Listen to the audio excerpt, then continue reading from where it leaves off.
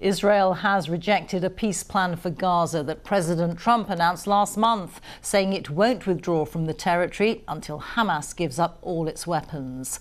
Hamas said the US must put pressure on Israel to accept the deal. In the ceasefire agreement between Israel and Hamas last October, Israel agreed to withdraw its forces from across Gaza to a designated demarcation, the Yellow Line. From Jerusalem, here's John Donnison.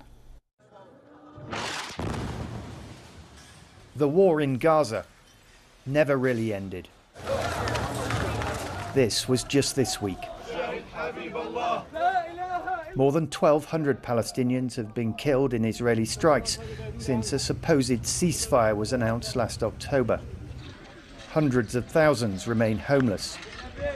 There's little doubt Gaza needs a plan.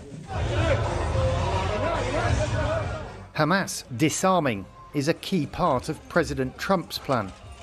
It's just over a week since he announced what he called a monumental step. For the first time, Hamas had agreed to give up its weapons if Israel withdrew its forces from Gaza.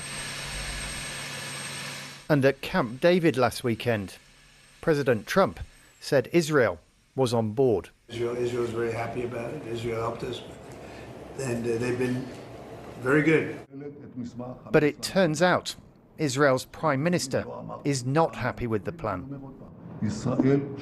Israel rejects the 15 points document. The IDF will not execute any withdrawal until Hamas is disarmed. And when I say disarming Hamas, it means heavy weapons, less heavy weapons, all weapons. And we are talking about real disarmament, not fictitious disarmament. So for now, Israel's forces, which fully occupy 70% of the Strip, are going nowhere. This afternoon, Hamas called for America to pressure Israel to toe the line. When it comes to peace in Gaza, for every step forward, there is always a step back. John Donnison, BBC News, Jerusalem. Well, in a moment, we'll be speaking to Bernd de Boosman, who's in Washington for us. But first to Lucy Williamson, who's in Jerusalem tonight. And Lucy, just spell out what Mr. Netanyahu is objecting to. Well, there are a number of things in this 14-point plan that are politically problematic for Benjamin Netanyahu. The plan makes clear that Israeli forces will be expected to withdraw in stages, in parallel with Hamas disarmament. Now, that is a very different proposition from the total victory over Hamas that Mr. Netanyahu had promised his voters. The plan also makes clear that if it's implemented, it will create the conditions for what it calls a credible pathway to a Palestinian state. That's something Mr. Netanyahu has said he would never agree to, and he repeated that again tonight. He is already under a great deal of pressure here in Israel. It's less than 3 months to go until the Israeli elections here, and polls suggest that his support is dropping. This would normally be the time that he was touting his close ties to Washington, to the US president. But if you listen to how he talked about it tonight, he was really blunt. He was saying that the Americans, they have ideas. Some of them are acceptable to us, some unacceptable. We know how to stand firm against these things, he said. Donald Trump has already pulled rank, if you like, several times as the senior partner in the alliance, pulling Israel back from its involvement in conflicts around the region, from Iran, from Lebanon.